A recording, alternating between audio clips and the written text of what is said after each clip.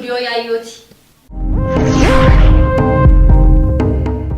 Studiyoon yaayyoo qophiilee isin bohaarsanii fi barumsa adda addaa irraa argattan isinii dhiyeessuuf qophii isaa xumuree jira. Dur ollaan wal waamee buna waliin dhugaa ture. Har'oo ollummaan kun afeetii laata? Kan jaldeessi kun buna eegalteef.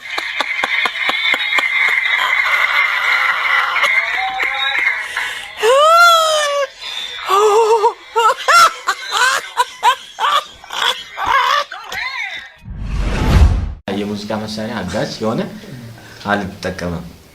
ግን መጠቀመው ያው ሙዚቃ አዳምጣለሁ፣ ሪትም አዳምጣለሁ እና በዛ ነው በቃ ምሰራው ማለት ነው።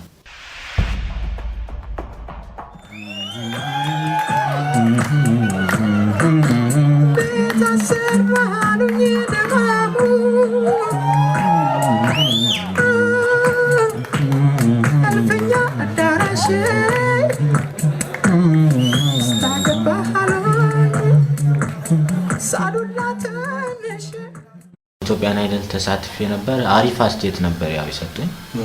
ያው ከዛ ወጂ ግን ምንም ያው አድናቆት ብቻ ሆነ።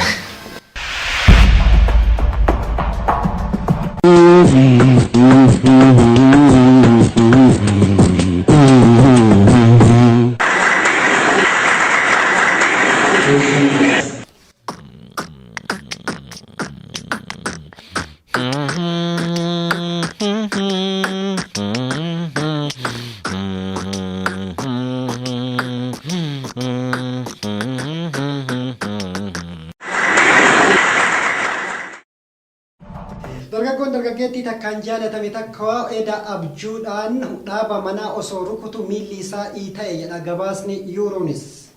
Rakkoo kira sassaabdummaa wal qabatee rakkoo jiru furuudhaaf aduu fi qorrii walitti marii paanaalii ta'aa akka jiran himamee jira. Kunniin hangafoota oduu qilleensa gabaaf ispoortiin illee kan attaananiiru oduu waliin ana Ahmad Garaaddaati. Oduun bal'inaas kunooti. Shimbirroonni akka dhala namaatti waan nyaatan qotatanii nyaachuu baatanis mana jireenyaa garuu akkuma namootaatti bifa kanaan ijaarrachuun kan jiraatan. Yeroo ammaa garuu inni kun jijjiiramee jira. Carraan mana kondooniyeemii isaanis qaqqabee keessa jiraachuu waan jalqaban fakkaata.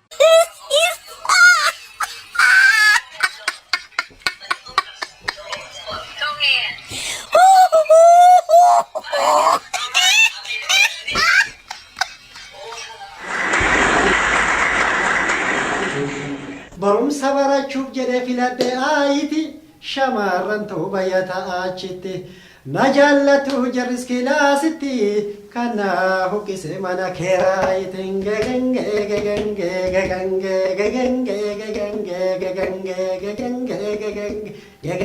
kan ittiin eebbifame communication hojii argachuuf jedhee dhabe information wallaala na taasise corruption